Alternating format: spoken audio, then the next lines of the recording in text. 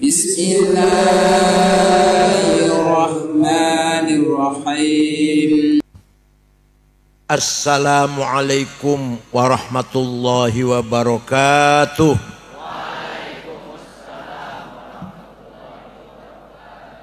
Bismillah. Alhamdulillah. Wassalatu wassalamu ala sayyidina wa maulana wa syafi'ina wa habibina Muhammad Rasulillah wa ala alihi wa sahbihi wa man tabi'a sunnatahu wa jama'atah min yaumina hadha ila yaumil ba'thi wan nahdhah.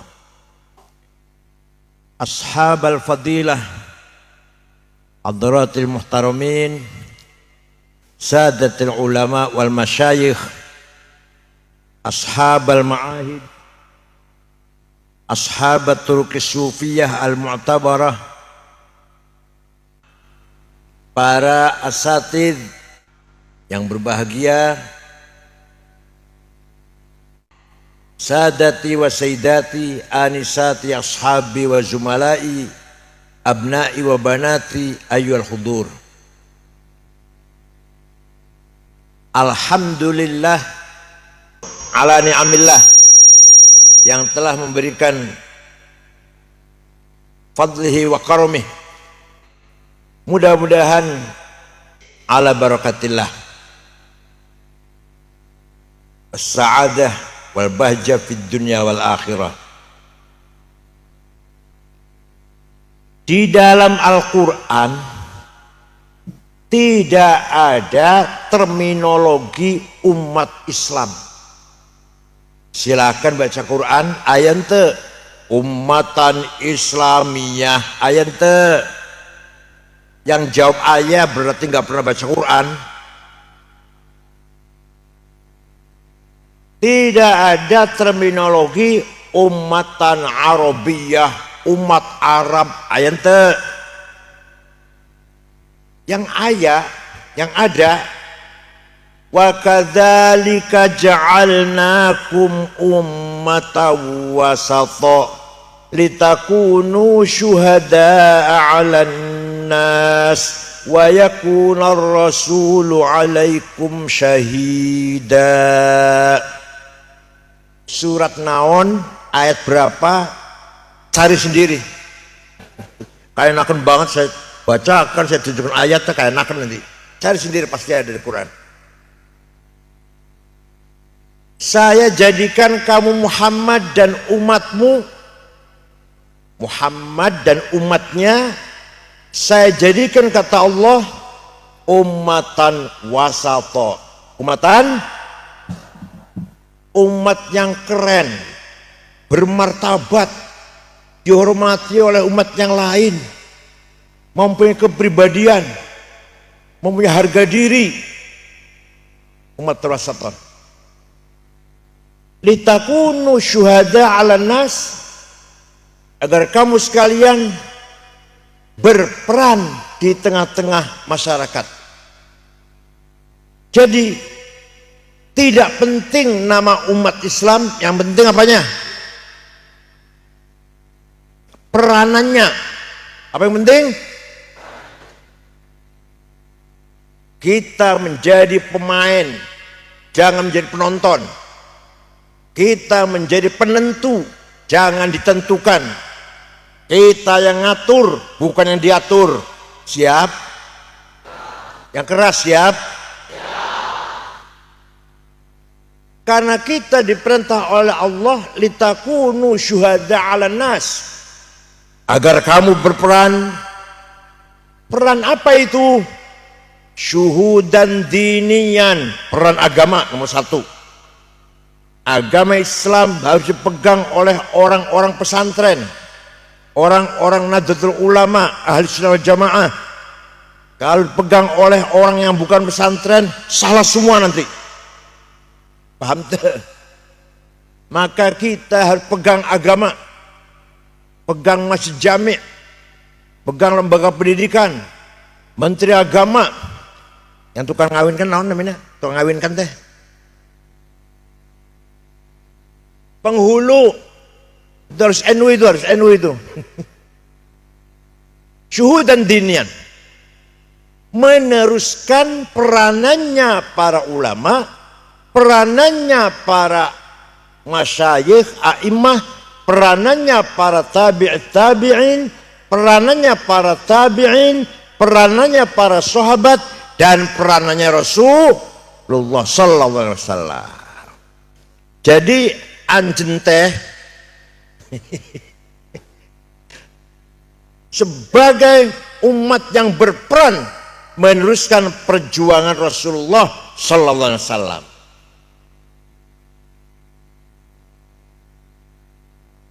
Para ulama dulu memahami ayat Quran luar biasa.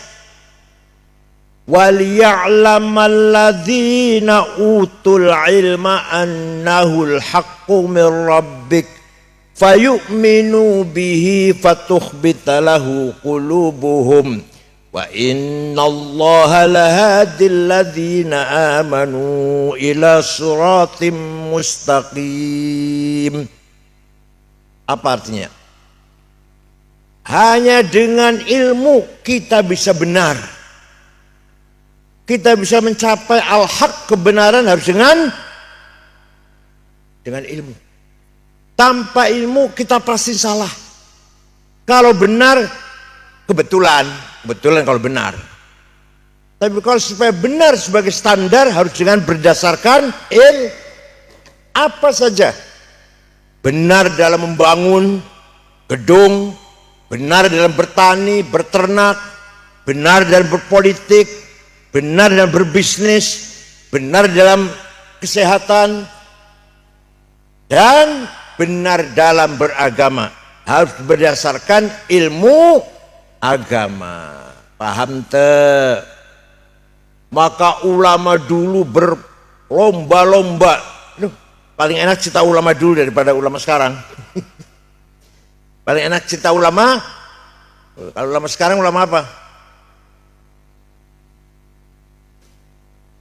Ulama tukang fatwa memberi legitimasi keputusan pemerintah. Kalau sekarang itu kebanyakan mendukung pemerintah, ini dalilnya. Dulu ulama sebagai penggagas, penemu, pencetus. Zaman Rasulullah, para sahabat tidak menulis Quran, jarang yang menulis, tapi hafal semua. Para sahabat semuanya hafal Quran. Maka kalau hafal nggak butuh tulisan. Ayo, ente hafal kulhu, falak, nas, butuh tulisan nggak? Enggak, udah hafal masa butuh tulisan. Para sahabat pun begitu. Semuanya hufadzul Quran, maka tidak butuh tulisan. Tidak ada satu sahabat pun yang mempunyai tulisan Quran 30 juz. Gak ada. Ada sebagian punya tulisan surat Yasin, ada satu sahabat punya tulisan surat Baqarah, ada sahabat lain punya tulisan surat Kahfi, gitu. Nah, tapi semua benar, baca Quran benar, hafal semua.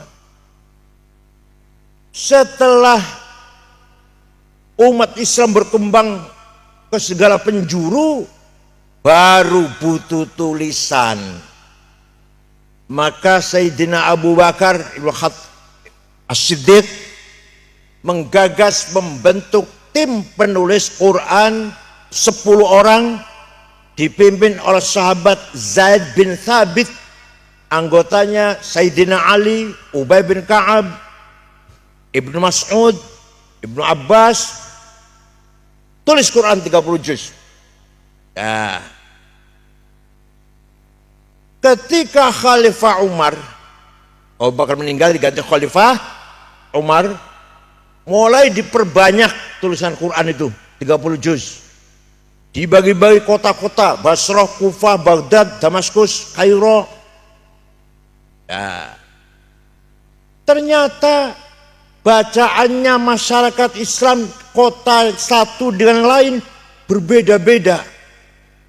Baca orang Basrah beda dengan bacaannya orang Kufah, beda bacaan orang Baghdad, beda bacaan orang Damaskus.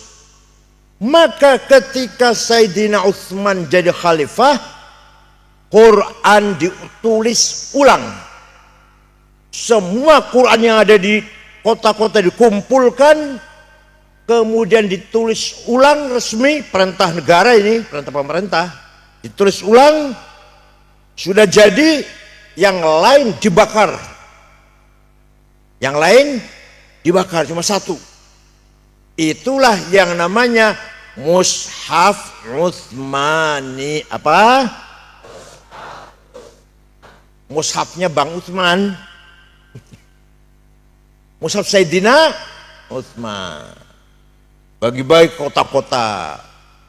Jadi bacaan Quran sama jadinya, tidak bertentangan satu sama lain. Tapi tulisan Quran, coba Rasulullah nggak berbuat ini, nggak ada perintah nulis Quran, nggak ada. Bid'ah itu, bid'ah itu tulis Quran itu. Ayo, mau bid'ah apa mau enggak? Kalau yang tidak Rasulullah bid'ah. Kalau bid'ah itu sesat, kalau saya masuk neraka. Ya, kalau saya layani eman-eman saya, orang goblok dilayani lah, Masya Allah. Cukup urus ranting lah, jangan saya lah.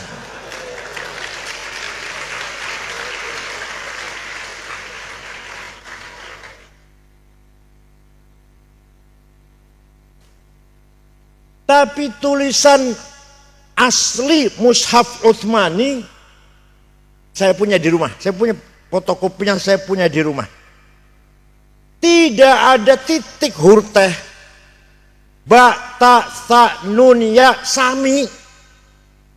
Tiasa bahasan te. Jim, ha, kho, te aya bedana. Dal, sami, ro, zai sama, sin, shin sama. Maka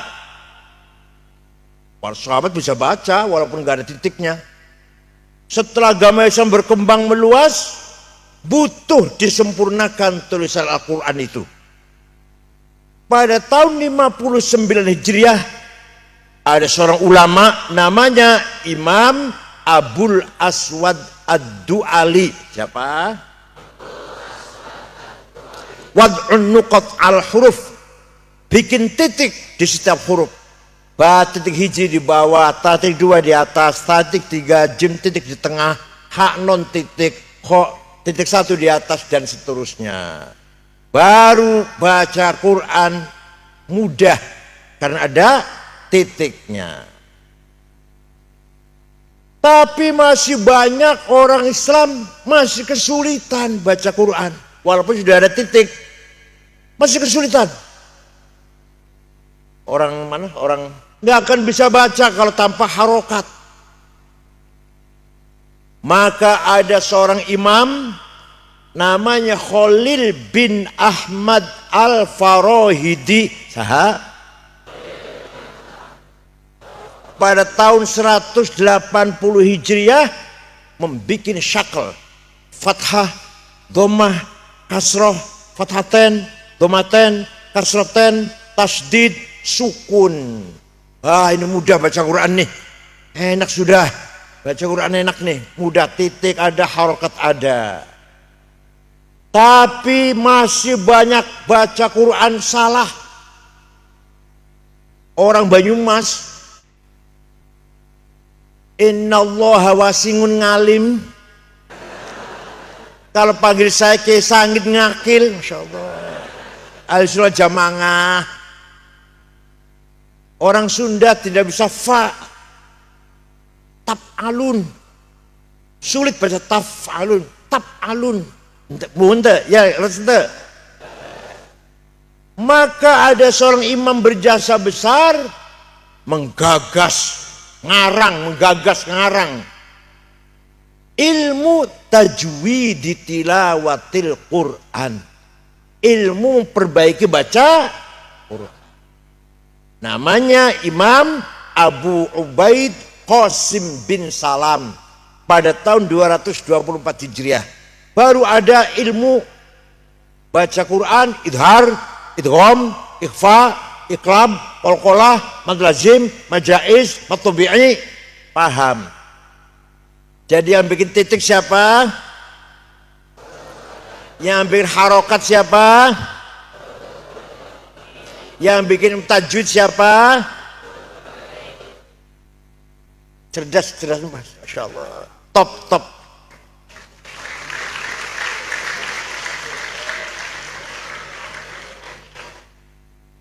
Ulama dulu itu penggagas, penemu. Kalau kita cuma ngajarkan tajwid ya gitu ya. Ustadz kita sekarang ngajar tajwid. Kalau dulu penemu, penggagas ilmu tajwid. Coba, karena ingin benar baca Quran. Tidak bisa benar kalau tanpa dasar ilmu. Maka harus ada pelajaran baca Quran wajhan biwajhin. Face to face, berhadapan satu-satu. Kalau nggak satu-satu nggak akan baik baca Qurannya, nggak akan berhasil. Kalau Ustadz baca ayo tirukan, nggak akan berhasil. Satu-satu, menghadap satu-satu baca Quran, baru bagus nanti, insya Allah. Pesantren modern kayak apapun harus ada ngaji Quran. Kalau nggak ada ngaji Quran, bukan pesantren, namanya kos-kosan.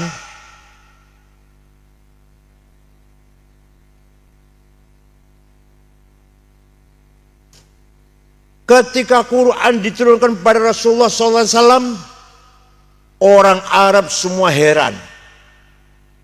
Muhammad sejak kecil yatim piatu, gembala kambing, nggak pernah sekolah, nggak pernah ngaji, nggak pernah jadi aktivis, LSM nggak pernah, jadi wartawan nggak pernah melancong di luar negeri, tapi bisa menyampaikan kalam yang sangat indah redaksinya, dan yang paling heran lagi isinya.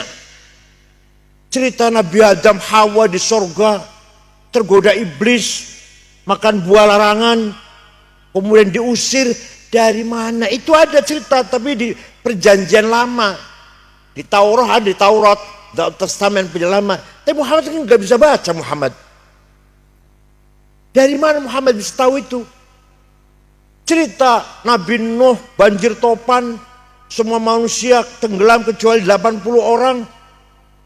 Cerita Nabi Ibrahim dibakar oleh Namrud, Nabukadnezar, tidak mempan. Cerita Nabi Musa, tongkatnya ajaib. Cerita Nabi Isa bisa menghidupkan orang mati, menyembuhkan orang sakit. Dari mana Muhammad tuh baca aja nggak bisa kok. Paham tuh? Nah, tapi orang Arab ada yang menerima, ada yang menolak. Semua heran, tapi ada yang menolak juga, banyak menolak. Kenapa? Karena gengsi. Muhammad ajarannya mencaci maki berhala, ngelarang nyembah berhala. Saya bisnisnya jual beli berhala. Nah kalau saya masuk Islam, bangkrut ekonomi saya. Kiai kalau ngaji mengharamkan khomer, bir, saya warungnya jual khomer. Nah, kalau saya ikut kiai, bangkrut ekonomi saya. Ayan teh kayak seperti itu, ayan teh. Ada lagi yang kalau saya menerima ajaran Islam, di sana banyak ancaman. Dosa, neraka, siksa kubur, adab, aduh ngeri. Daripada mendengar itu lebih saya nggak dengar. Ada yang kalau saya masuk Islam duduk bersama Bilal, Ammar, Yasir, budak hitam, masa saya Raden duduk dengan Bilal, duduk dengan rakyat gembel, kotor, baunya apek, enggak. Ajan teh kayak itu ajan teh. Ayah. Makanya mereka yang menolak Quran itu ada yang mengatakan, wah itu yang dibaca Muhammad itu syair itu, nyanyian itu. Quran jawab, wa ma'allamnahus syair. Wa ma yang bagilah Muhammad tidak saya ajari bersyair. dan tidak layak Muhammad menjadi penyair. Orang jahiliyah menuduh Muhammad syair itu. Oleh karena itu kalau ada kita ini di antara kita sangat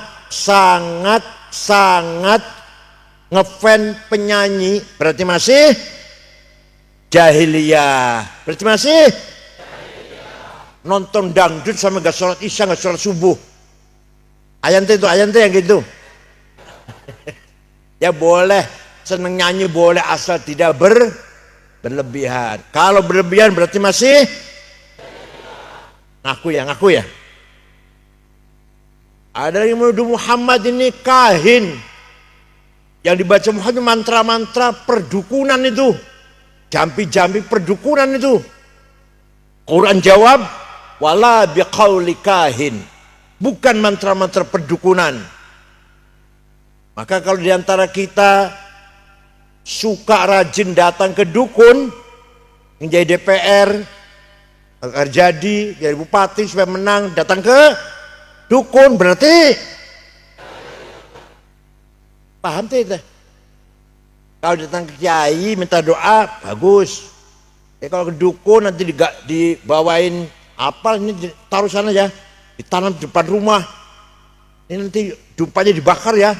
Itu dukun namanya. Kalau sama kiai doakan itu bagus. Doa ussoleh namanya. Doa ussolihin. Ada lagi mengatakan yang dibaca Muhammad itu mantra-mantra santet. Ngerti santet ya? Ngerti ya? Sihir. Wa yaquluna in hadza illa sihrun mubin. Yang dibaca Muhammad itu sihir. Quran jawab, in huwa illa wa ma yantiqu 'anil hawa huwa illa wahyu yuha. Bukan sihir, itu wahyu. Bukan dari Muhammad, itu wahyu. Nah, makanya kalau di antara kita ada yang datang ke dukun santet agar membunuh tetangga, membunuh teman, membunuh tetangganya, berarti jahiliyah. Jangan ya. Jahiliyah itu nanti. Lah, disitulah Nabi Muhammad menghadapi bangsa Arab, bangsa jahiliyah yang sangat ngefans dengan penyanyi dan sangat suka perdukunan dan biasa melakukan sihir saling satu sama lain. Itu ajaran yang dilarang oleh agama Islam, dan Nabi Muhammad dengan teguh tekad yang kuat tetap melanjutkan dakwah oleh Nabi Muhammad. Nabi Muhammad itu orang yang himmanya besar. Kita pun himmanya harus besar.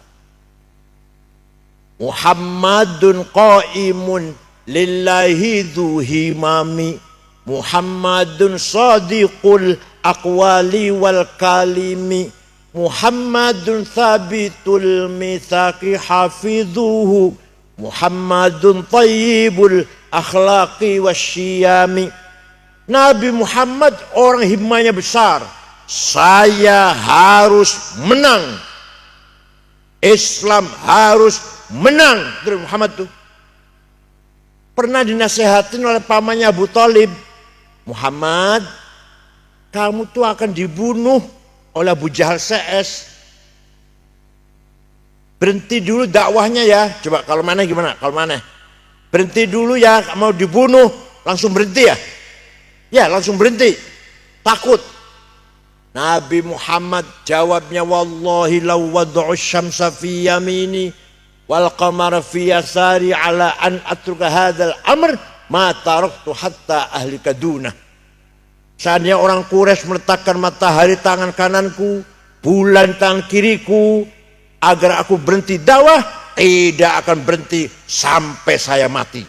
Gitu enggak anjen? Jawab gitu ente.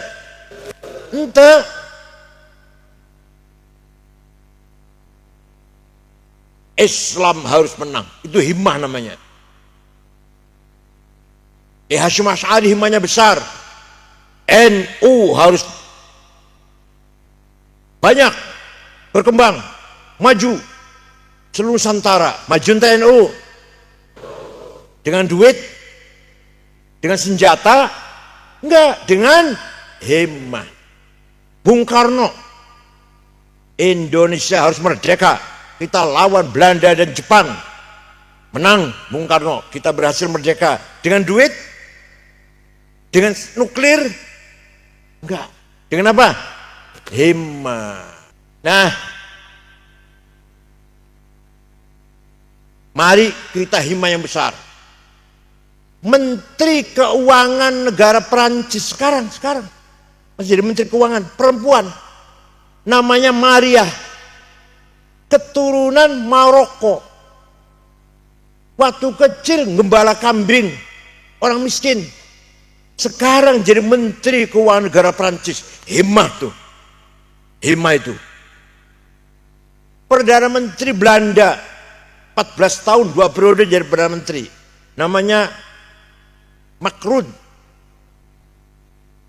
Tadinya buruh pabrik, kemudian mengejar ketinggalan, belajar kuliah, jadi Perdana Menteri 2 periode 14 tahun. Walhasil walaupun anaknya siapa saja, himmahnya besar, insya Allah berhasil. Paham tak? Jangan hanya mengandalkan keturunan. Saya anaknya kiai besar, saya turunan bahasa apa? Bahasa apa? Oh, nggak tahu ya. Saya turunan bahasa apa? Balawi atuhnya.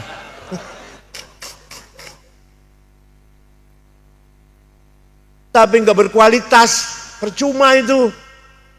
Wa syarrul alamin dzawu khamuli idza fakhartahum dzakarul jududa wa khairun nasidu hasabin qadimi aqama li nafsihi hasaban jadida.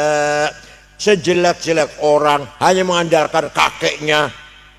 Kakek saya pahlawan, kakek saya orang besar, kakek saya perwira tinggi, kakek saya kiai ulama besar. Ente apa ente? Bener kakek kamu orang hebat. Ente tuh anak siapa? Gombal. Ngerti gak gombal? Lap-lap serbet. Ya kalau lapnya meja masih mending, lapnya WC. Wa khairun nasi dzu hasabin qadimi. Sebaik-baik manusia keturunannya orang besar, aqama si hasaban jadida, dia sendiri membangun kebesarannya. Contoh Gus Dur orang besar, putranya bapaknya Wahid Hasyim orang besar, kakeknya Kiai Hasyim Asy'ari orang besar. Gus Dur pun membangun kebesaran, bukan hanya mengandalkan saya cucunya Hasyim Asy'ari, tidak. Gus Dur pun membangun kebesaran. Idza mal jahlu khuyyima fi biladi ra'aita usudaha musikhat quruda. Kalau ada desa, ada cabang NU, ada pesantren, tadinya kiainya macan, sekarang merosot mundur sepi, berarti macannya sudah jadi monyet. Paham tak? Tadinya NU sini, cabang NU sini maju tadinya waktu ketuanya itu, Rois Syurahnya itu, sekarang sepi, merosot, mundur, berarti macannya sudah jadi monyet. Awas kalau jadi monyet, awas. Rasulullah juga shadiqul aqwali wal kalim, tidak pernah bohong. Wajib bagi Rasulullah sifat sidik, ya kan? Ada yang ngomong yang wajib sidik, jujur itu Rasulullah, abdi mah sanes Rasul.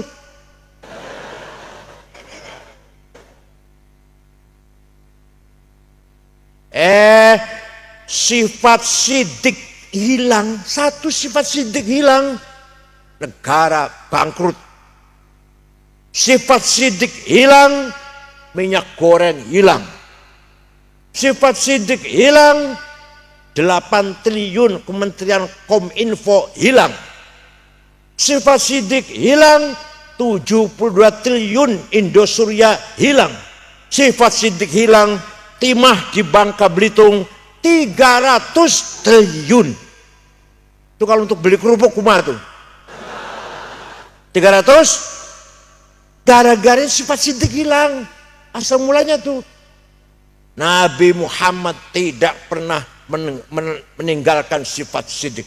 Sekali saja bohong tidak pernah Nabi Muhammad. Bohong nggak pernah.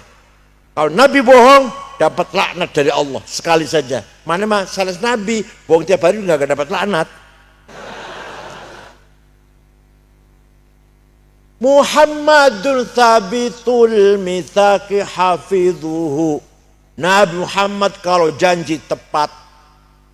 Di tempat saya, daerah saya ada orang pinjam duit, ngomongnya 2 minggu, 2 tahun belum bayar. Ayah tadi, ayah umat Muhammad.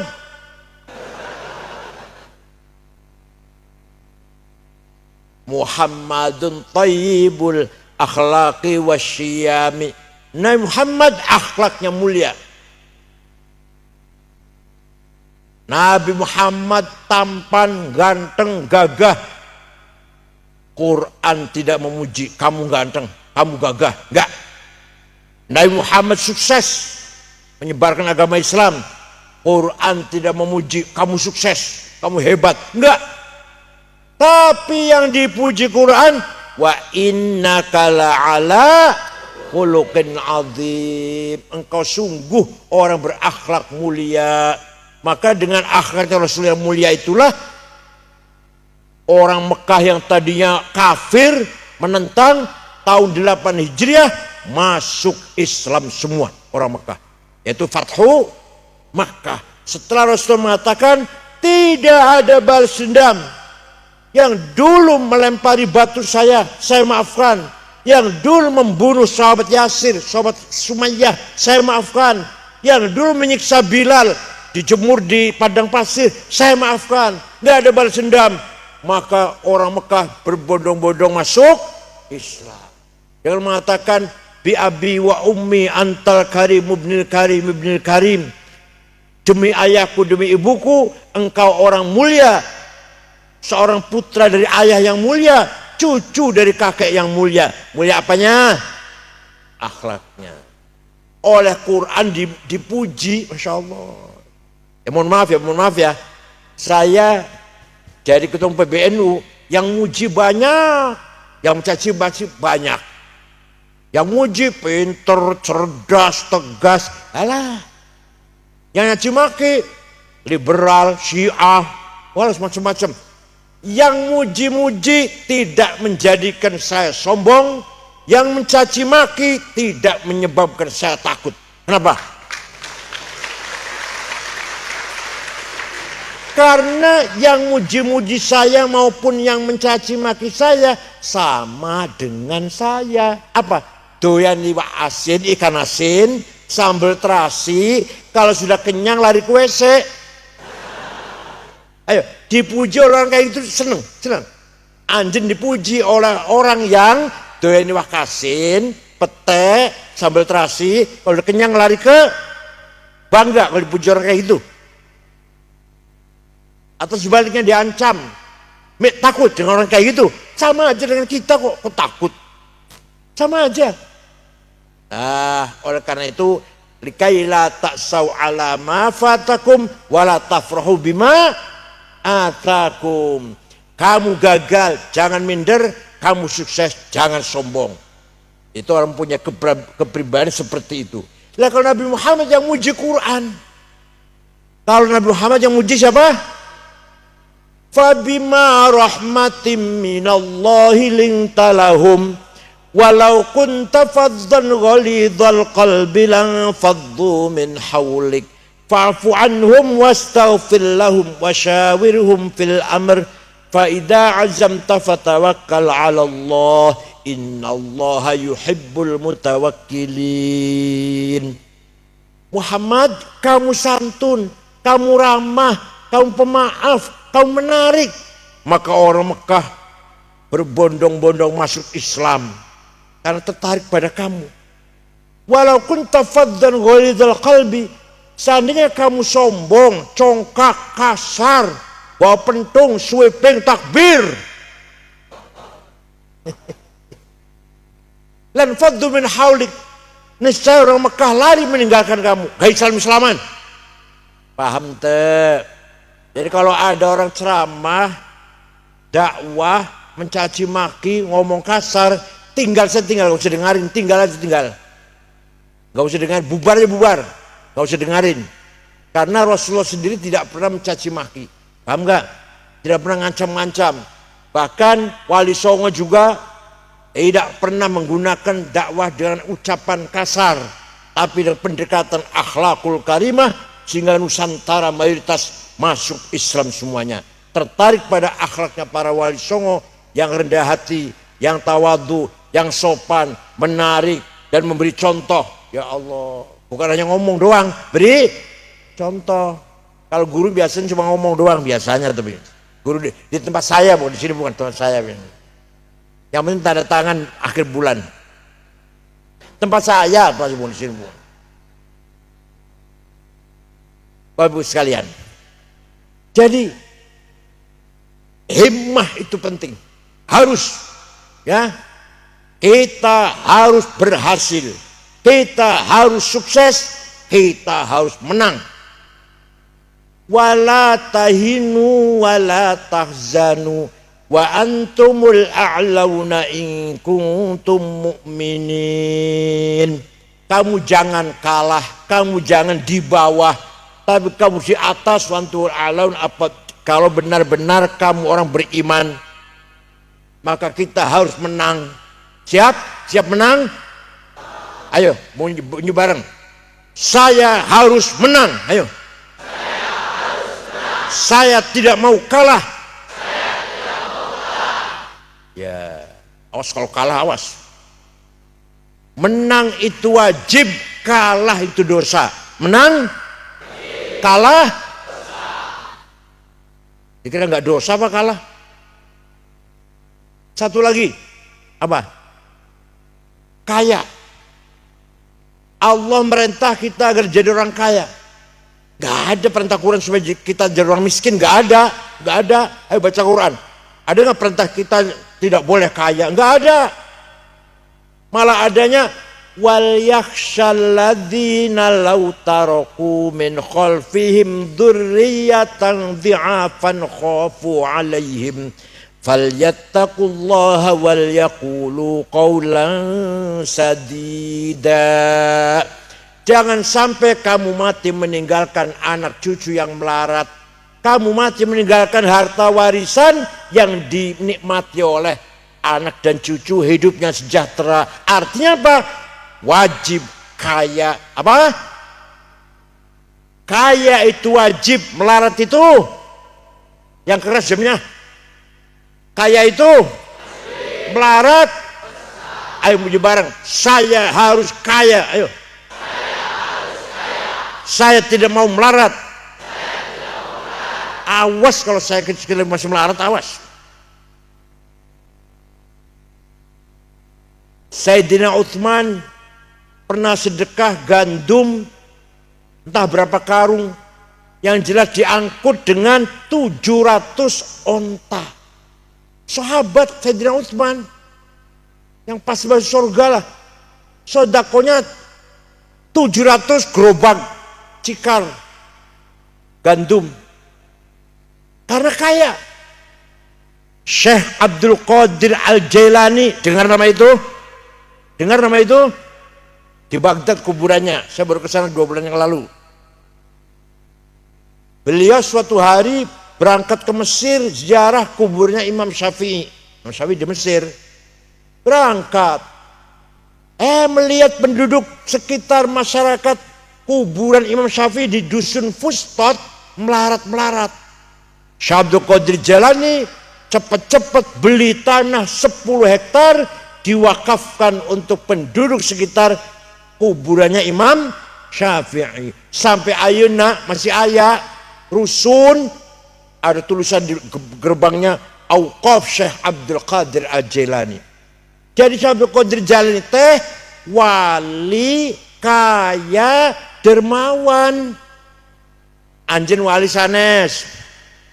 Kaya ente, dermawan ente. Wah.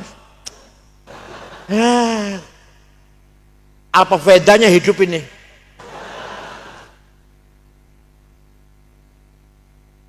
Harus kaya.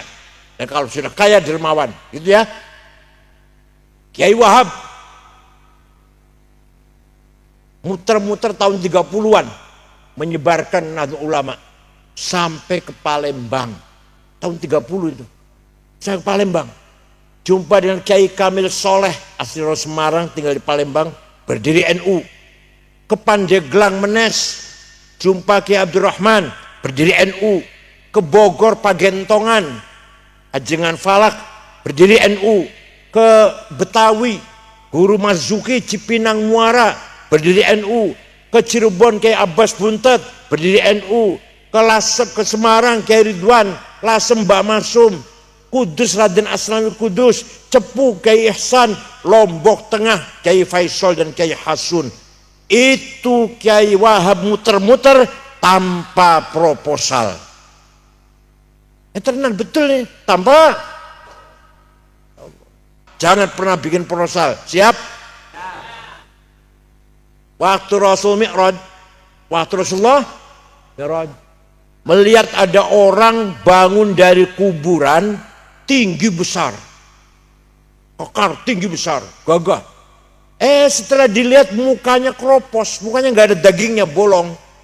Mukanya tak ada dagingnya, bolong. Rasulullah kaget, man huwa ya Jibril, tata saha, besar tinggi tapi mukanya bolong. Oh, niku umat anjen yang rajin bikin proposal.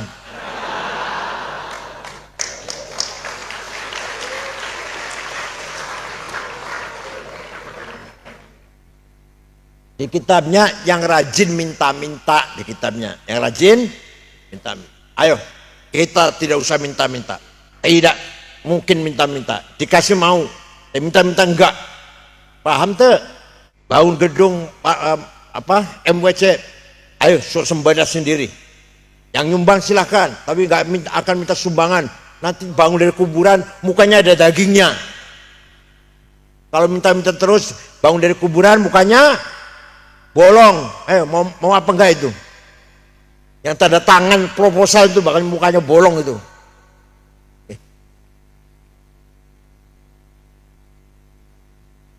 Said Muhammad bin Alwi Al-Malik Al-Hasni di Mekah, wafat tahun 2006. Santrinya 700 waktu itu.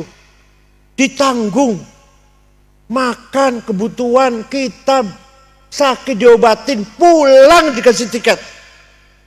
Said Muhammad, Pak. Jadi kaya itu penting. Bangun masjid pakai duit, santri pakai duit, madrasah pakai duit, pergi haji umrah pakai, ya Allah, menolong orang miskin, tetangga susah pakai duit, berangkatkan anak sekolah, kuliah atau pesantren pakai duit. Duit itu penting, duit tuh. Dikira nggak penting apa? Maka kalau mau balik atau khotib atau kiai ngaji, jangan menjelek-jelekan dunia.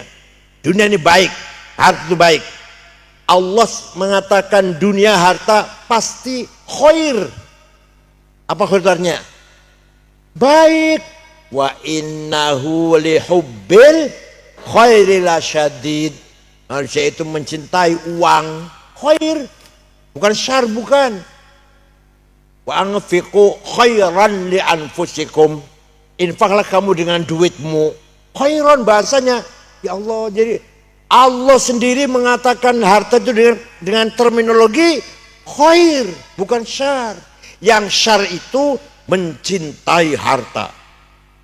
Bakhil itu yang jelek. Kalau uangnya sendiri, harta sendiri, khair. Paham teh? Kalau nggak paham kebangetan, maka kita harus kaya. Begitu pula perintah pinter.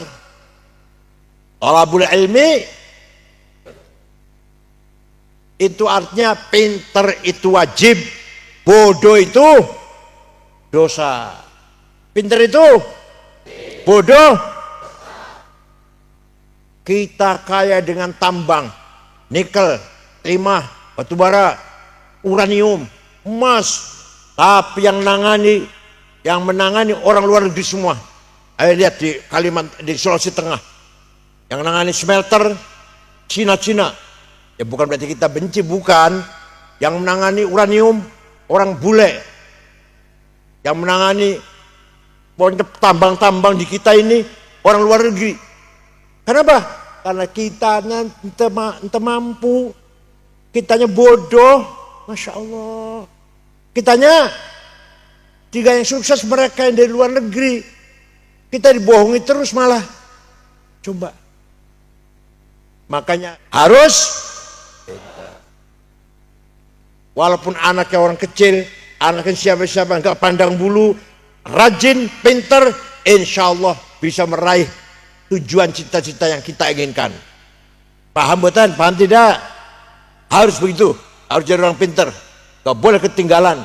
Sekarang ilmu luar biasa kemajuannya. YouTube, Google, WhatsApp, Instagram. Ya Allah. Yang bikin siapa itu? Bukan orang Islam. Kita paling pakai, menggunakan. Ya Alhamdulillah sih YouTube banyak selama saya banyak. Ceramahnya Gus Baha ya banyak, ya kan? Tapi setelah ceramah saya ada iklan obat kuat.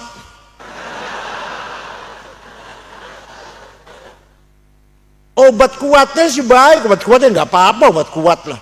Tapi gambarnya itu yang menjijikkan. Jijik bagi saya, bagi ente menyenangkan. Dosa. Lihat gambar orang zina, nanti di akhirat jadi saksi. Kalau kita lihat film Blue, film zina, dikira nggak dosa apa? Di akhirat jadi saksi. Kita ini jangan sembarangan, jangan diremehkan itu. Oleh karena itu, YouTube, WhatsApp, Instagram, TikTok harus kita isi. Kita bikin nggak bisa, ayolah ngisilah. Alhamdulillah sih. Ceramah saya banyak, ceramahnya Gus Baha banyak, ceramahnya Gus Muafiq, Anwar Zahid banyak. Di samping juga iklan obat.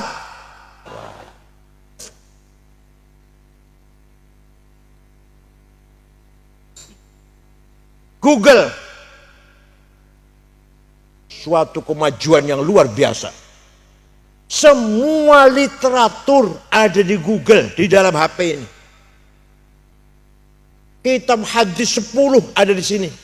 Tafsir besar-besar ada di sini. Tarikh apa saja lah. Ilmu apa ada di sini semua. Kita nggak usah punya perpustakaan berlemari-lemari, cukup HP saja, ada semua. Ya Allah, luar biasa. Itu yang menggagas bukan orang Islam, orang Barat yang menggagas. Paham tak? Kenapa? Kitanya bodoh, kita naon? Ayo kita jangan jadi orang bodoh, jangan ketinggalan. Kita kejar ketinggalan. Insya Allah kita menjadi pemain ummatan wasaton. Paham? Ada lagi. Ada orang baca Quran salah. Wa annallaha bari'um minal musyrikin wa rasulih. Allah tidak melindungi orang musyrik dan tidak melindungi Rasulullah. Salah. Yang berbacanya wa annallaha bari'um minal musyrikin wa rasulah. Allah tidak melindungi orang musyrik. Demikian pula Rasulullah tidak melindungi orang musyrik. Bacanya wa rasulah, jangan wa rasulih. Kalau wa rasulih, Allah tidak melindungi orang musyrik dan tidak melindungi Rasulullah. Kalau wa rasulah, Allah dan Rasulullah tidak melindungi orang. Lahirlah ilmu nahu. Yang menggagas ilmu nahu namanya Imam Amr bin Qumbur yang terkenal dengan panggilan Imam Sibaweh. Paham te? Bukan orang Yaman, orang Irak, orang Baghdad. Tadi yang saya suruh namanya Abul Aswad Du'ali, Khalid bin Ahmad Al-Farahidi, Abu Ubaid Qasim bin Salam, pengarang tajwid. Bukan orang Yaman, bukan orang Yaman, bukan. Orang Baghdad, orang Irak semuanya. Paham te? Ya. Ada lagi Khalifah Umar bin Abdul Aziz tahun 99 Hijriah, prihatin, sedih melihat hadis banyak palsu. Qala Rasulullah, qala bohong. Maka Khalifah Umar memanggil ulama namanya Syihabuddin Romahurmuzi. Siapa? Syekh, bisa nggak bikin ilmu metode menseleksi berita? Hadis, berita itu hadis. Mana yang benar, mana yang nggak benar, mana yang setengah benar. Insya Allah bisa. 1 minggu datang, siap, ilmunya udah jadi. Namanya mustalah hadis. Hadis sahih syaratnya harus ada 4. Antara murid dan guru ketemu, itu baru sahih. Seperti saya mengatakan, kata Mbah Hashim, ngomong gini-gini, bohong itu saya. Karena saya nggak ketemu dengan Mbah Hashim. Tapi kalau saya kata Gus Dur, itu baru benar. Saya hidup bersama Gus Dur kan, itu baru benar. Yang kedua, gurunya dobit, tidak pernah lupa, cerdas, hafalnya kuat, gurunya itu. Yang ketiga, gurunya thiqah, bisa dipercaya, tidak pernah mencuri sendal di masjid. Artinya barang kecil pun nggak pernah gitu, mencuri 1 butir bawang nggak pernah. Yang keempat, adil. Baru hadis itu sahih. Kurang 1 syaratnya, turun hadis hasan. Kurang 2, turun hadis dhaif. Dhaifnya mauquf, munqati, mursal, muallal, mu'an'an. Namanya ilmu mustalah. Ada lagi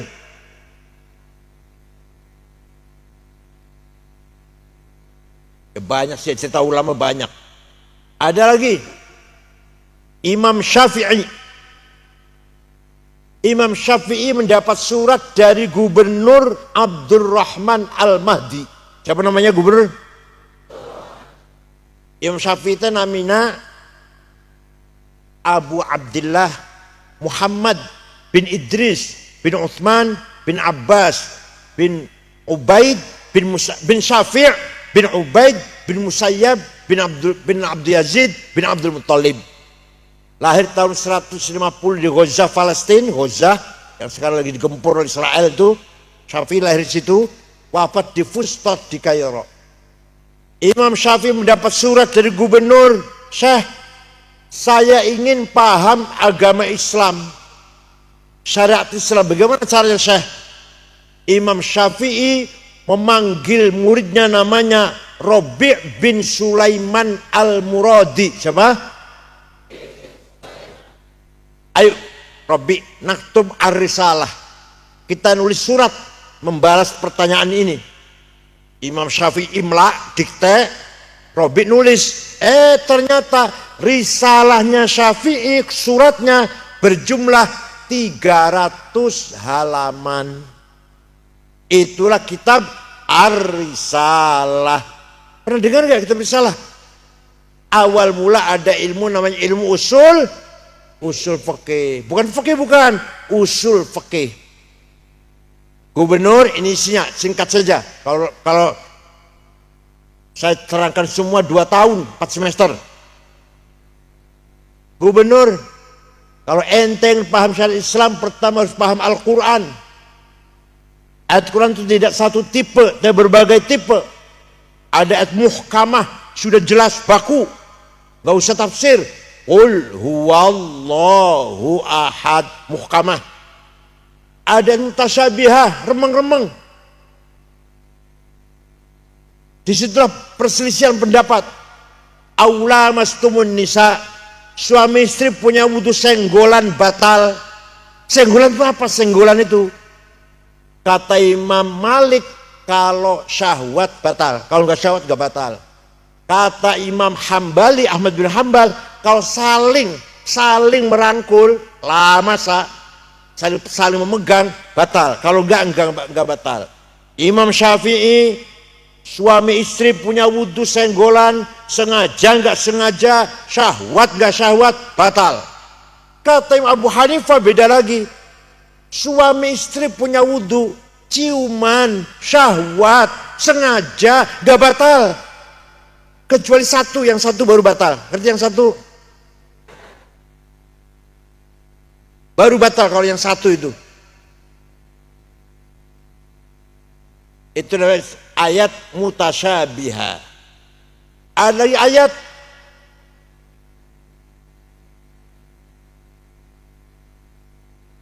mutlaqah dan muqayyadah. Ayat yang absolut. Ati'ullah wa ati'ur rasul. Harus taat pada Allah dan pada Rasulullah mutlak. Wa ulil amri minkum, wajib taat pada pemerintah dengan syarat pemerintahnya baik. Kalau nggak baik ya jangan ditaatin. Paham tuh? Dari satu rangkaian kalam ini ada muhkam, ada mutlaqah, ada muqayyadah. Ayat umum dan ayat khusus. Aqimus shalah umum, siapa saja, kapan saja, di mana saja wajib sholat. Tapi ada khusus perintah perang, wajib perang, jihad. Kalau lagi perang, masa kalau lagi nggak perang ngebom? Di pengajar ini dibom ini lagi selama kayak gini. Maulid Nabi dibom, sholat Jumat dibom. Di Afghanistan itu di Afghanistan, sholat Jumat dibom. Presidennya Profesor Burhanuddin Rabbani hafal Quran dibunuh. Antek Amerika kafir kata Taliban. Perempuan nyanyi dibunuh.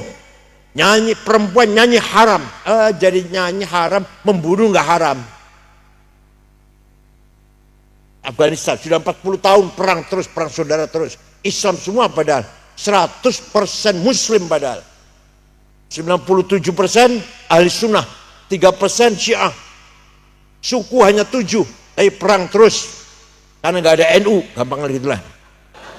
Betul, nggak ada yang jadi penengah.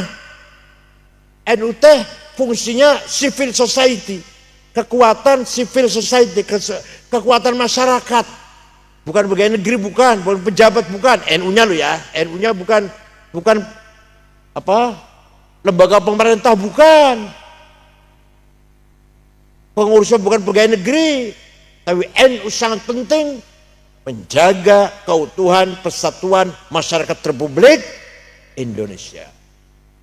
Ada konflik politik yang mengenai NU, ada masyarakat berantem yang mengenai NU, gitu loh. Paham tuh? Nah, ada lagi ayat hakiki dan majazi. Yang hakiki yang biasa, realistis. Yang majazi, metaforis. Yadullah fauqa aidihim. Tangan Allah di atas tangan orang kafir, bukan tangan. Allah tegadu tangan. Namanya majaz, metafor. Tangan artinya tangan itu kekuasaan. Wajah rabbuka wal malaku soffan soffa. Malaikat baris, wajah rabbuka, Tuhan datang periksa barisan. Inspektur upacara apa? Yang datang bukan Allah, perintahnya. Wajah amru rabbik. Yang artinya gitu, bukan wajah rabbuka, Tuhan datang, perintahnya. Kullu man 'alaiha fan wa yabqa wajhu rabbika dzil jalali ikram. Semua orang akan apa? Akan pupus kecuali wajahnya Allah. Allah nggak punya wajah, nggak punya muka, zatnya itu. Ini ngaji begini namanya ngaji usulul fiqh. Paham te? Sudah paham Quran belum cukup. Kata siapa? Kata siapa? Imam Syafi'i dalam surat yang tadi ditujukan kepada surat Imam Syafi'i ditujukan kepada gubernur siapa namanya? Wah, udah. Abdurrahman Al-Mahdi. Yang nulis siapa nulis? Poho ya Allah. Robi' bin Sulaiman Al-Muradi itu yang nulis. Ya, sudah paham Quran belum cukup, kata Syafi'i, harus paham hadis. Kenapa? Karena Quran perintah sholat, contohnya perintah sholat 62 kali.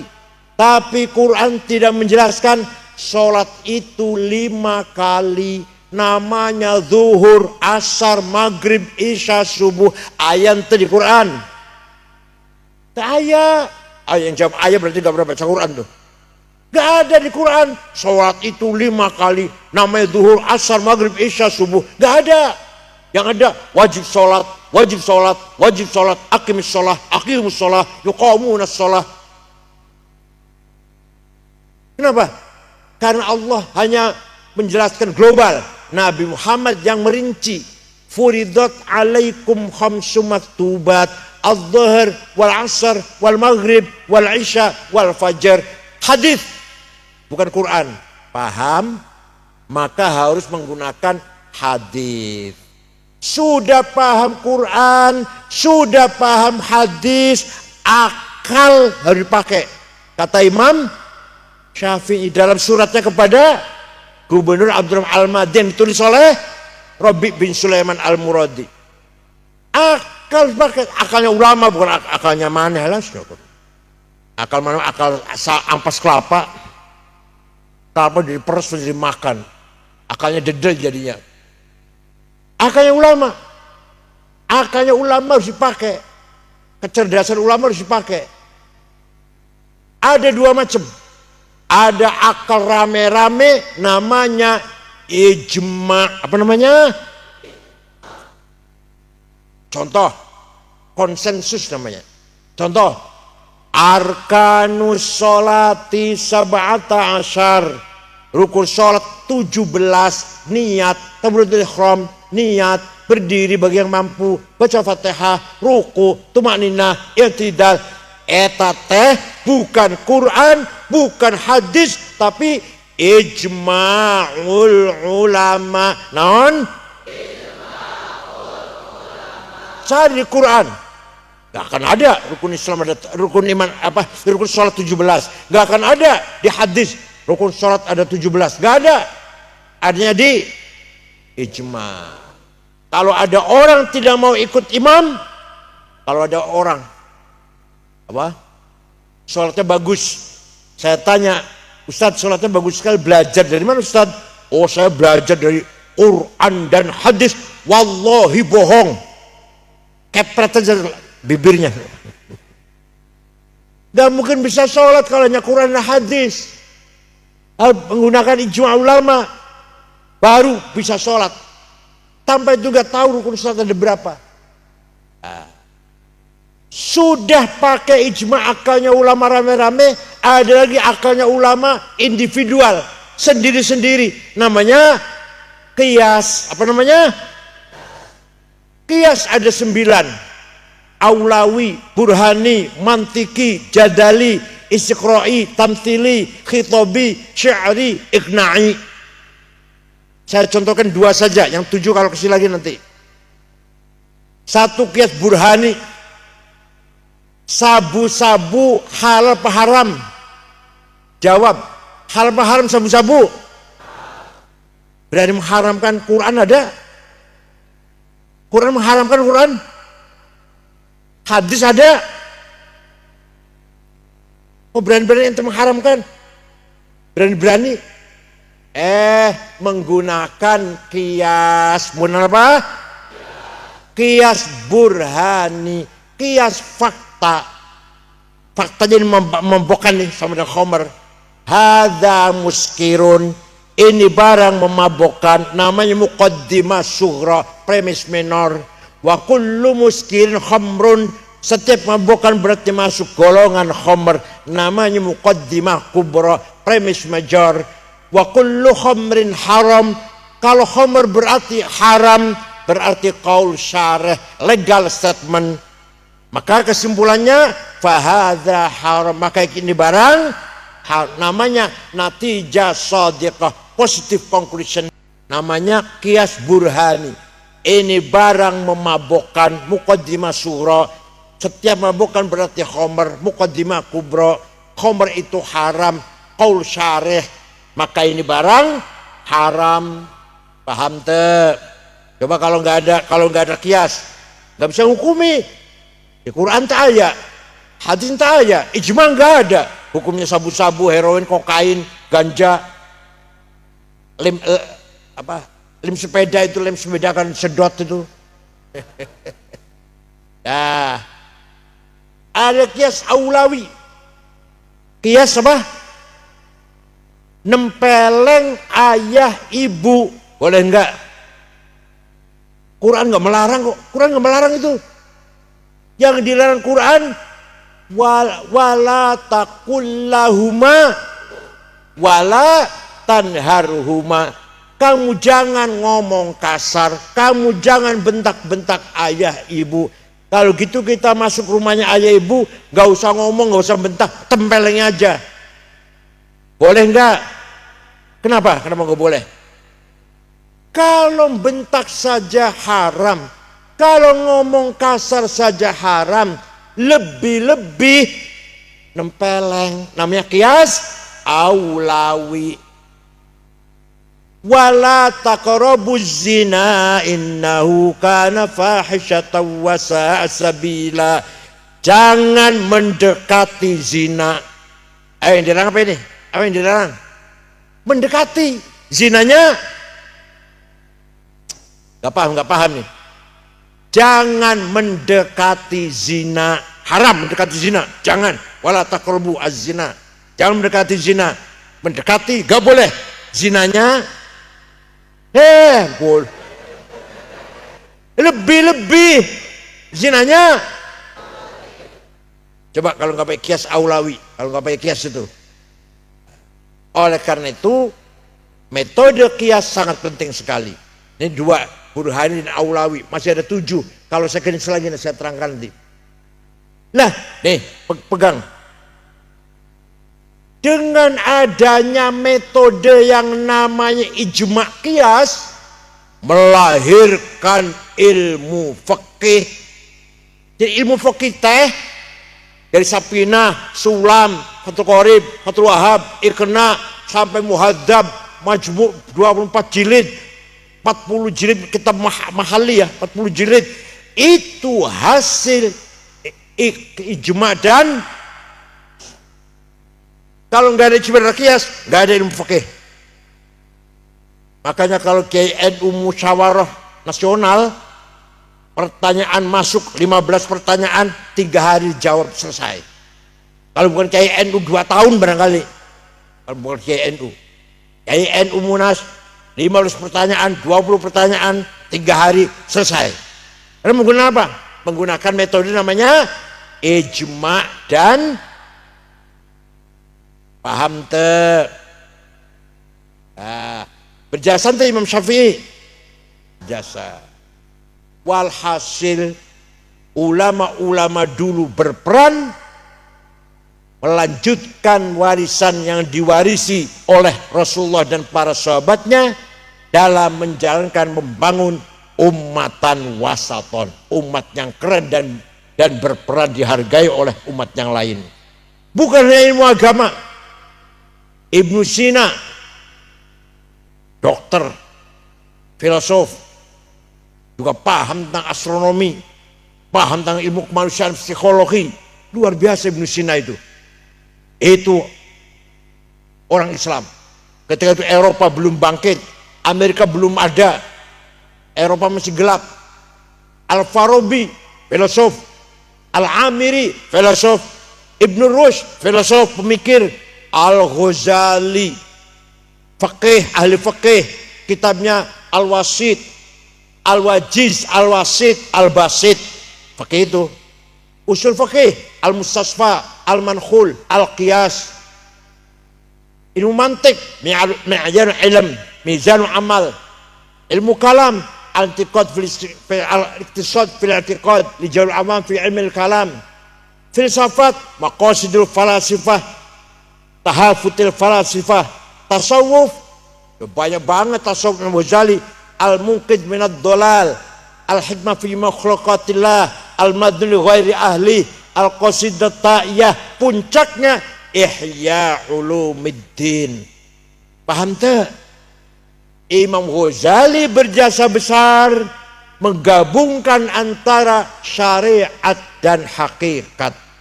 Syariat saja tanpa hakikat fasik. Hakikat saja tanpa syariat zindik. Ada orang sholat tapi hatinya kemana-mana, gak pernah khusyuk, fasik itu orang. Ada orang tidak sholat walaupun hatinya baik, zindik namanya. Ayat di sini ada enggak? Yang penting eling sama Tuhan, yang penting eling. Sholat enggak penting. Kayak Presiden Syria, Hafid Assad, Bashar Assad, itu enggak pernah sholat tuh, dua kali sholat setahun. Idul Fitri, Idul Adha. Karena sholat enggak diwajibkan dalam adab Alawiyah, Alawiyin, sempal Syiah yang kebatinan itu. Nah, Imam Ghazali yang menyatukan antara syariat dan hakikat, berjasa besar. Walhasil para ulama-ulama dulu berjasa besar menggabungkan antara tarekah dan syariah, antara kehidupan duniawi dan kehidupan ukhrawi. Terakhir, Kiai Hasyim Asy'ari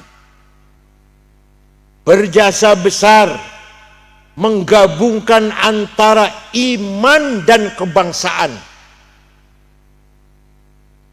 Ceritanya begini ceritanya. Pada tahun belasan, tahun 1914-15, negara Islam semua dikangkangi penjajah. Semua dijajah. Inggris jajah Irak, Sudan, Mesir, Prancis jajah Syria, Lebanon, Aljazair, Tunis, Italia jajah Libya, Belanda jajah Indonesia. Khalifah di Turki, la haula wala quwata, gak bisa berbuat apa-apa khalifahnya. Wilayahnya dijajah, khalifahnya gak bisa berbuat apa-apa. Maka Kiai Hasyim Asy'ari tahun 1914 sudah memprediksi ini khilafah akan bubar. Kalau nanti khilafah bubar, akan berdiri negara sendiri-sendiri. Maka nanti kalau berdiri sendiri, negara Jawi ini, belum ada Indonesia waktu itu, negara Jawi ini jangan sampai sekuler, ya bahasanya bukan sekuler sih, jangan sampai tidak memperhatikan agama. Maka Hasyim Asy'ari mencetuskan jargon yang sangat terkenal, gampang diucapkan tapi penting artinya. Hubbul watan, nasionalisme bagian dari iman. Anda nasionalis, cinta tanah air, wajib beragama, beriman. Anda beriman, wajib cinta tanah air. Coba, gak ada ulama di Timur Tengah, gak ada yang punya kata-kata hubbul watan iman, gak ada. Saya di Timur Tengah lama, 13 tahun saya di Timur Tengah. Maka di Timur Tengah itu orang kalau berjuang nasionalis saja, nggak berjuang agama nggak. Hafid Assad, Saddam Hussein, Jamal Nasir, Muammar Gaddafi, Jafar Numeri, nasionalis saja, agama nggak diurus. Ada lagi yang berjuang agama saja, tapi nggak nasionalis. Said Qutb, Muhammad Qutb, Zaki Muhandis, Hussein Hudaybi, Umar Tilimsani, Ikhwan Muslimun, Islam saja diperjuangkan, nggak pernah bicara nasionalisme. Kiai Hasyim Asy'ari menyatukan antara teologi Islam iman dengan politik kebangsaan. Paham tak? Bahkan mengatakan man mata li ajli watanihi mata syahidan. Barang siapa mati demi membela negaranya, mati syahid. Bukan hanya agama, bela negara pun mati syahid. Wa man khana li watanihi halalun damuh. Barang siapa berkhianat pada negaranya, jadi anteknya Belanda, jadi anteknya Jepang misalkan, boleh dibunuh, tapi tidak kafir. Nggak kafir nggak, hanya boleh dibunuh. Itu Hasyim Asy'ari itu. Betul. Tahun 1924 khilafah bubar. Sistem khilafah sejak Sayyidina Abu Bakar sampai tahun 1924 bubar. Yang membubarkan sistem khilafah Mustafa Kemal Atatürk. Khilafah bubar. Gak ada khilafah. Yang ada Republik Turki, Presiden Mustafa Kemal. Yang lain gimana nih? Ini wilayah gimana ini? Mesir, Sudan, Syria, Irak, Tunis, Aljazair, Libya. Ini gimana nih? Tadi kan di bawah khilafah. Terus khilafahnya bubar. Terus gimana nasibnya ini? Terserah, berjuang sendiri-sendiri sana. Sehingga setelah khilafah bubar, pertama kali ada partai politik di Arab namanya Partai Ba'ath. Partai apa? Yang mendirikan orang Kristen Ortodok dari Suriah, dari Damaskus, namanya Mitchell Iflah. Nasionalisme, lawan penjajah, merdeka kita. Itu dari partai Arab namanya Partai Ba'ath. Nasionalis, sosialis, sekuler, nggak ngurus agama, nggak ngurus agama. Kader-kadernya itu, kader-kadernya Saddam Hussein, Hafid Assad, Muammar Gaddafi, Jamal Nasir, Saad Zaglul, Muammar Gaddafi, itu kader-kader Habib Bourguiba, kader-kader Ba'ath itu. Nah, setelah berdiri Partai Ba'ath tahun 30-an, umat Islam berpikir kita pun harus punya partai. Maka tahun 37 Syekh Hasan Banna mendirikan partai namanya Ikhwanul Muslim. Ayo kita bangkit, orang Islam bangkit. Jangan diam saja, ayo bangkit. Bangkit. Yang moderat. Hasan Banna moderat. Al-Azhar, dia keluar Al-Azhar. Tahun 40 ada pemuda Ikhwan, Banser barangkali kita Banser lah. Ada pemuda Ikhwan membunuh Perdana Menteri Mesir. Namanya An-Najrossi yang dibunuh. Hasan Banna marah. Bukan begini yang namanya bangkit, bukan. Bukan dengan teror, membunuh, tidak. Kamu itu bukan bunuh Najrossi, bunuh saya kamu itu. Betul. Tahun 42 Hasan Banna dibunuh. Nah, Hasan Banna dibunuh, gantinya namanya Sayyid Qutb. Sayyid Qutb mempunyai gagasan bahwa semua ideologi yang datang dari barat yang bukan dari Islam namanya jahiliyah. Komunisme jahiliyah, kapitalisme jahiliyah, sosialisme jahiliyah, nasionalisme jahiliyah. Jadi kalau Mbah Hasyim Asy'ari mengatakan hubbul watan minal iman, Sayyid Qutb mengatakan hubbul watan minal jahiliyah. Hasyim Asy'ari mengatakan hubbul watan minal, Sayyid Qutb mengatakan hubbul watan minal, karena nasionalisme gagasannya orang barat, namanya Ernest Renan.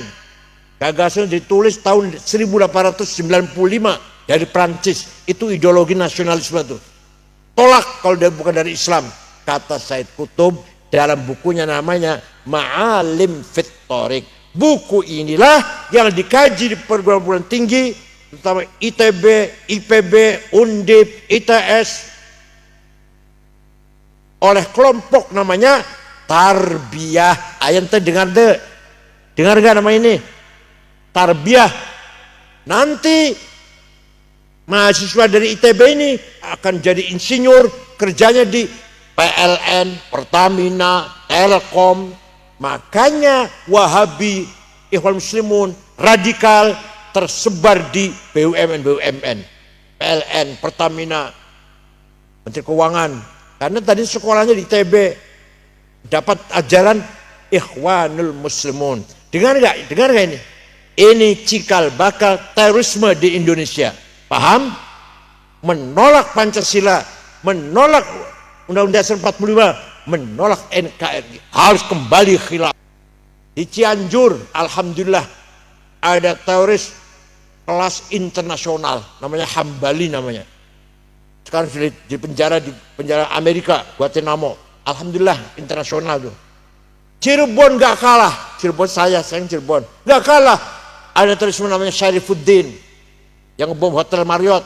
Ada Saifuddin dari Kuningan, Jalaksana. Ada dari Indramayu, Muazzam yang ngebom Jalan Tamrin. Jadi tadinya mau berjuang fisabilillah, jadi fisabili Tamrin. Ya Lamongan, Amrozi, Ali Gufron, Mukhlas, Samudra dari Banten. Dari Pemalang, Umar Patek, nama aslinya Hisham Bawazir. Dari Pasuruan, Salim Mubarak At-Tamimi. Dari Kendal, Abdul Matin atau Dul Matin. Ini cikal bakal bibit-bibit benih-benih terorisme yang bertentangan dengan ajaran Islam itu sendiri. Paham tuh?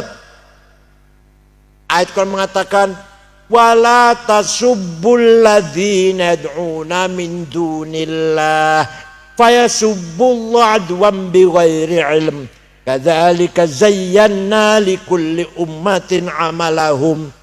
Kamu jangan mencaci maki non muslim, jangan caci maki orang yang tidak menyembah Allah. Wala tasubbul ladzina min dunillah. Kenapa? Karena masing-masing kelompok umat mempunyai kebanggaannya masing-masing. Kadzalika zayyana likulli ummatin amalahum. Orang Sunda punya agamanya sendiri, punya budayanya, seninya, cara masaknya, cara berpakaian, bahasanya. Orang Jawa punya cara masak sendiri, bahasa sendiri, tradisi sendiri. Tidak boleh saling caci maki. Orang Madura, orang Padang, Batak, Dayak, Ambon, Bugis punya tradisi sendiri-sendiri. Kita harus saling menghormati, tidak boleh mencaci maki. Paham? Itu yang sebenarnya Al-Quran seperti itu. Maka kalau ada orang mubaligh dakwanya dengan mencaci maki, jelas bertentangan dengan Islam. Saya satu-satunya orang mengatakan 212 bukan kebangkitan Islam. Barangkali pendapat dengan saya banyak, tapi yang ngomong terang-terang hanya saya waktu itu. Kenapa? Kenapa bukan kebangkitan Islam? Karena tidurnya di masjid, sholatnya di... Ayo, Islam bukan Islam enggak itu? Mau kemana Kang? Ke Jakarta. Menaun. Sholat Jumat di mana? Di Monas. Nah malam ini tidurnya di mana? Di masjid. Ayo kembali ente. Kalau tidurnya di Monas menunggu sholat di Istiqlal, itu baru Islam tuh. Tidurnya di Istiqlal ngompol, ngeces, ngiler di masjid, menunggu sholat besok di Monas. Islam bukan itu. Bukan. Itu tendensius mengatasnamakan agama. Betul, banyak sekali pakai gamis, badannya bertato. Gamis sorban, badannya bertato. Saya diancam, Pak Tito Kapolri mengirim polisi 4 orang jaga rumah saya. Sebenarnya saya nggak takut nggak apa sih, tapi nggak apa-apa lah. Ya Allah, Rizik minta ketemu saya bertamu ke PBNU, saya tolak. Kenapa? Kalau saya terima, nanti dia ngomong sama wartawan, umat Islam Indonesia di tangan saya sudah. Nanti gitu nanti. Karena saya tolak, dia gak bisa berkata begitu. Paham gak? Kalau prinsip harus dipertahankan. Oleh karena itu, bagi Nahdlatul Ulama menindaklanjuti Mbah Hasyim Asy'ari bahwa Pancasila, NKRI, Undang-Undang Dasar 45 sudah final. Masya Allah Pak, Masya Allah ini betul nih. Kita hidup negara Pancasila, bukan negara Islam. Tapi bebas, mau bikin pesantren, madrasah, masjid, musola, pengajian kayak gini, mau istighothah, mau sholawatan, sulit enggak? Bebas. Ayo di Saudi Arabia, ente mau bangun pesantren, sampai mencret, gak akan bisa. Ayo, coba. Bangun pesantren di Saudi Arabia sana. Apa di Kuwait, apa di Qatar. Nggak akan bisa. Di kita bebas sebebas-bebasnya. Tidak ada kesulitan apa-apa. Padahal negara Pancasila padahal, bukan negara Islam. Paham enggak? Oleh karena itu bagi NU, Pancasila, NKRI, dan Undang-Undang Dasar 45 sudah final. Nah, ketika merdeka 7 Agustus 45, kemudian tanggal 18 sidang. Indonesia mau undang-undangnya apa ini? Islam. Islam itu kan mempertahankan 7 kata Piagam Jakarta dengan kewajiban menjalankan syariat Islam bagi para pemeluknya. Yang lainnya nggak mau. Kalau dipaksakan, saya keluar dari Indonesia. Nggak bergabung di Indonesia, kata orang Kristen, kata orang Indonesia Timur lah. Akhirnya Kiai Wahid Hasyim sebagai anggota, Wahid Hasyim bapaknya Gus Dur, pulang ke Tebuireng. Karena belum ada HP, belum ada. Pulang ke Tebuireng, ayah, bapak, gini. Gimana pendapatnya NU? Kata Mbah Hasyim, ya nanti malam saya sholat dulu. Malamnya sholat, besoknya Wahid, NU setuju Piagam Jakarta 7 kata coret. Kenapa Pak? Yang penting negara ini kuat dulu, bersatu kuat dulu. Kalau sudah kuat, kita dakwah di atas tanah air yang kuat. Paham tuh? Di atas tanah air yang solid, yang kuat, yang aman inilah mari kita dakwah. Masjid, pesantren, madrasah, pengajian, taklim dan sebagainya, sholawatan, istighotah di atas tanah air yang wah. Coba Afghanistan, begitu pemerintahan ganti Taliban, sudah bicara syariat Islam, terjadi perang saudara sampai sekarang. Begitu Soviet lari dari Afghanistan, setiap kelompok punya ide masing-masing, ingin menerapkan syariat Islam. Syariat Islamnya tidak berjalan, perang saudara iya. Coba kalau di Indonesia dipaksakan, seperti itu nanti. Nah, disinilah kelebihan orang Nahdlatul Ulama sejak dulu sampai sekarang dan seterusnya, anti radikalisme, anti fanatisme, bahkan anti terorisme. Semua itu bertentangan dengan ajaran agama Islam Ahlussunnah wal Jamaah.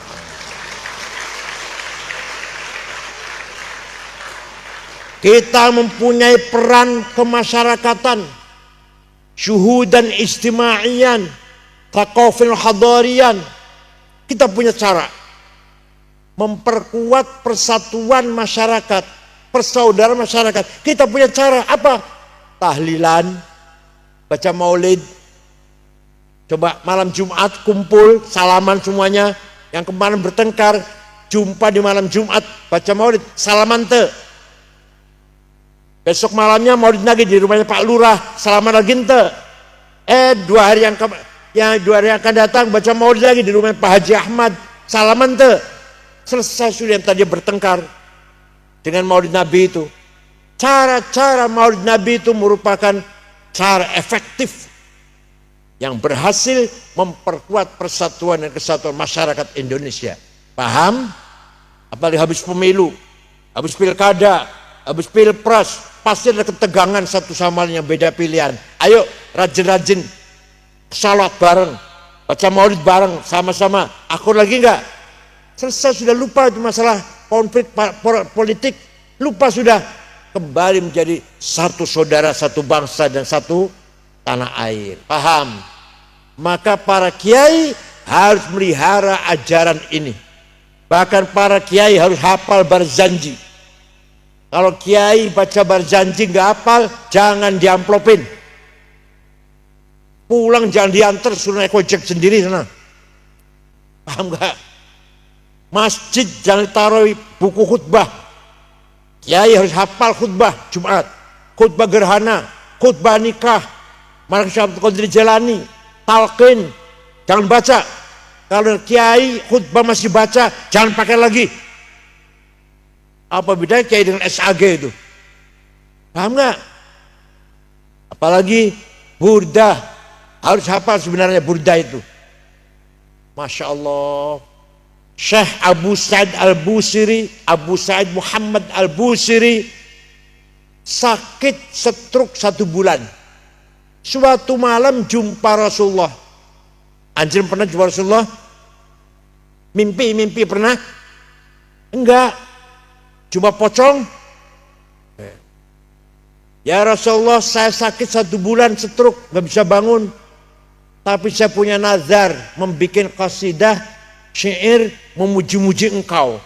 Minta izin. Ya silakan kata Rasulullah. 1 minggu mimpi ketemu lagi. Sudah selesai Rasulullah. Coba dibaca katanya, saya ingin dengar. Dibaca. Setelah selesai baca, fatabassama Rasulullah sallallahu alaihi wasallam.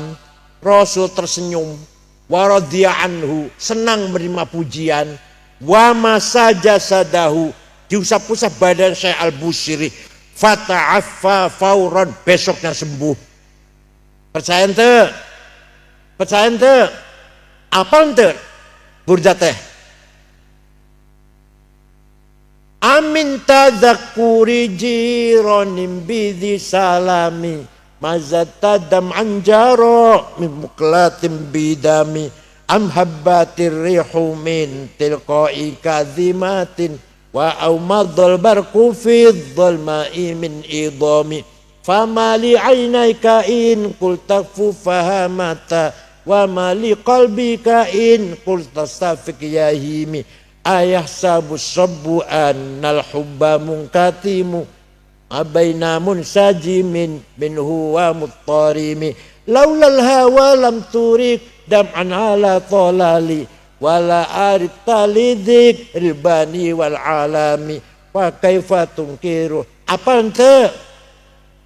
Yang apa non? Nyanyi kalau nggak apa nyanyi. Yang apa non? Nyanyi. Amin tadakuri jiran bidhi salami. Kenapa engkau selalu menangis tiada henti-hentinya sampai air matamu bercampur darah? Apa karena engkau sedang rindu kangen pada perempuan yang ada di dusun di Salam? Atau engkau sedang teringat suatu hari panas angin bertiup kencang di desa Kadhimah?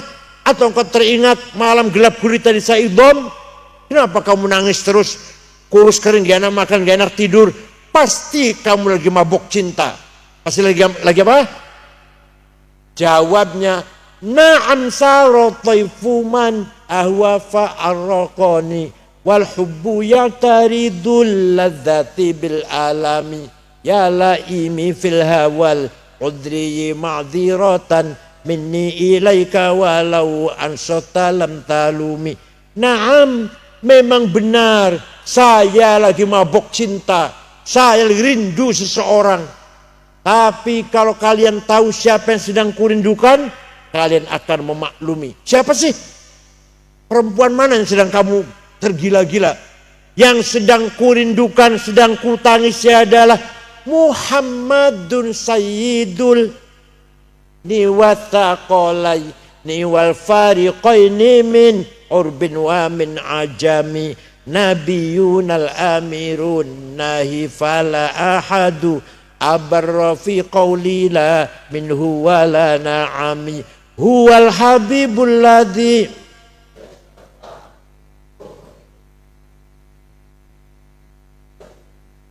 yang sedang kutangisi kurindukan adalah Sayyiduna Muhammad sallallahu alaihi wasallam, Sayyidul Arabi wal Ajam, Sayyidul Alamil Mulki wal Malakut, Sayyidud Dunya wal Akhirah. Dialah Nabi kita yang sedang kita harapkan pertolongan dan syafaatnya. Muhammad bin Abdullah bin Abdul Muttalib bin Hashim bin Abdul Manaf bin Qusay bin Kilab bin Murrah bin Ka'ab bin Lu'ay bin Ghalib bin Ka'ab bin Lu'ay bin Ghalib bin Fihr bin Malik bin Nadhr bin Kinanah bin Khuzaimah bin Mudrikah bin Ilyas bin Mudar bin Nizar bin Ma'ad bin Adnan bin Ad bin Udad bin Hamaisa bin Salaman bin Banat bin Haml bin Qidra bin Ismail bin Ibrahim bin Tarah bin Azar bin Nakhur bin Sharuh bin Arhu bin Falil bin Abir bin Al-Fahshad bin Sam bin Nuh bin Lamak bin Matusalih bin Hormuz bin Akhnuh bin Idris bin Mihrayil bin Qinan bin Anush bin Syith bin Adam alaihissalam. Jadi leluhurnya Nabi Muhammad terang tuh, jelas enggak? Leluhurnya antum, leluhurnya anjen, jelas enggak? Enggak jawab. Leluhurnya Nabi Muhammad jelas, leluhurnya anjen, ente jelas. Ya Allah, turun saha antum teh, turun saha anjen teh. Turunnya bayi yang dibuang di kebun cingkong ya? Gak jelas. Nabi Muhammad turunan orang jelas-jelas. Dari Adam sampai bapak dan ibunya dijaga oleh Allah. Hafizul ilah li Muhammadin aba'ahul amjada saunan lis taroku sifah hum aruhu min adamin wa ila abihi wa ummihi. Allah menjaga leluhur Nabi Muhammad dari Adam sampai bapaknya Syekh Abdullah dan ibunya Siti Aminah. Dijaga dari naon? Tarokus sifah, tidak ada yang berbuat zina. Leluhurnya Nabi Muhammad yang saya sebut namanya tadi, tidak satupun yang pernah berbuat zina. Kenapa? Karena Nabi Adam diciptakan oleh Allah 2000 tahun setelah Allah menciptakan Nur Muhammad. Kemudian diletakkan di tulang rusuknya Adam, turun temurun pada anaknya sampai kakinya Syekh Abdul Muttalib, mukanya terang benderang, pindah ke Syekh Abdullah, mukanya terang benderang, masuk ke rahimnya Siti Aminah. Saratun saranurun nubuh fi asariri hurarihimul bahiyah wa badaro badruhu fi jabini jaddihi Abdul Mut wa ibnihi Abdillah atirillahumma qabrahul karim Allahumma salli wa sallim wa barik alaih. Masuk ke rahimnya Aminah, Siti Aminah melahirkan Nabi Muhammad. Fawulida sallallahu alaihi wasallam sajidan syakiran hamidan ka'annahul badru fi tamami.